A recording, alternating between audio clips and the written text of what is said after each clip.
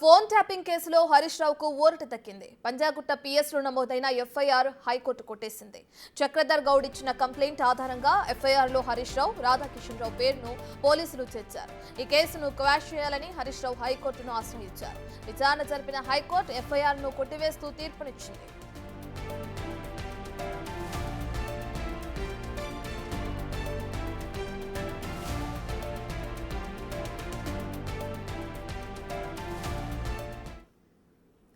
ఇప్పుడు తెలంగాణ వ్యాప్తంగా సంచలనంగా మారిన ఫోన్ ట్యాపింగ్ కేసు మనందరికీ తెలిసిందే. ఇందులో హరీష్ రావుకి ఊరట దక్కినట్లు కూడా తెలుస్తుంది. ఎఫ్ఐఆర్ నుంచి పేరును తొలగిస్తున్నట్లు కూడా హైకోర్టు తెలపడం చూస్తున్నాం. మనం దీనికి సంబంధించిన పూర్తి డీటెయిల్స్ అందించడానికి మా ప్రతినిధి సురేష్ అందుబాటులో ఉన్నారు. సురేష్, డీటెయిల్స్ ఏ విధంగా ఉన్నాయి?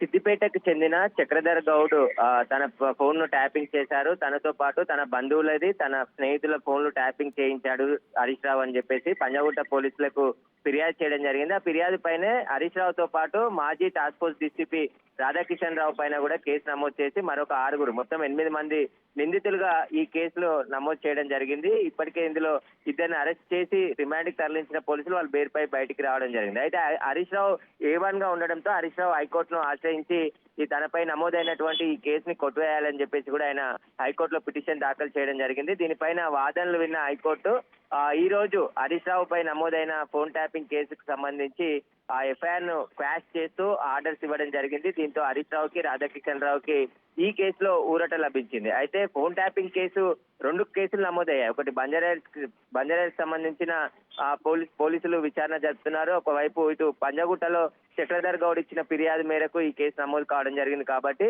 చక్రధర్ ఇచ్చిన ఫిర్యాదు దానిపైన పోలీసులు కేసు నమోదు చేయడాన్ని హైకోర్టులో హరీష్ రావు సవాల్ చేస్తూ క్వాష్ పిటిషన్ దాఖలు చేయడం జరిగింది. ఇరు వాదనలు విన్న హైకోర్టు ఈ రోజు ఆ ఎఫ్ఐఆర్ ని కొట్టివేస్తూ ఆర్డర్స్ ఇవ్వడం జరిగింది. కాబట్టి ఇప్పుడు రిలీఫ్ దొరికిందనే చెప్పుకోవచ్చు హరీష్ రావుకి, రాధాకిషన్ రావు. రైట్ సురేష్, అయితే హరీష్ రావు, రాధాకిషన్ రావు పేరుని తీసివేస్తూ ఎఫ్ఐఆర్ ని కొట్టివేస్తూ తీర్పునిచ్చింది కోర్టు. అయితే దీనికి సంబంధించి ఏదైతే ఫోన్ ట్యాపింగ్ కి సంబంధించిన కేసుకి సంబంధించిన విచారణ మిగిలిన వాళ్ళకి సంబంధించి ఎక్కడి వరకు వచ్చిందంట?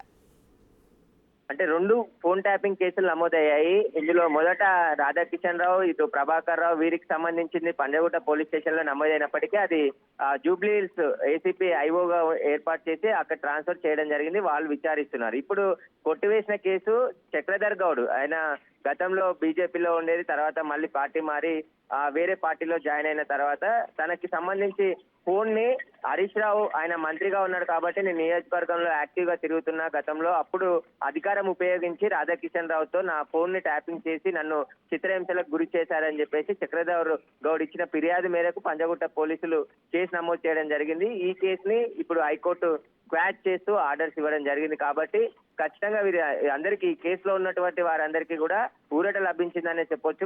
ఎఫ్ఐఆర్ ని క్వాష్ చేస్తూ ఆర్డర్స్ ఇచ్చింది. కాబట్టి దీంట్లో అంటే సరైన ఆధారాలు చూపించలేకపోయారు కాబట్టి కోర్టు కేసు కొట్టేసింది అని చెప్పేసి కూడా ఇటు హరీష్ రావు తరపు న్యాయవాదులు చెప్తున్నారు. Right, thank you Suresh.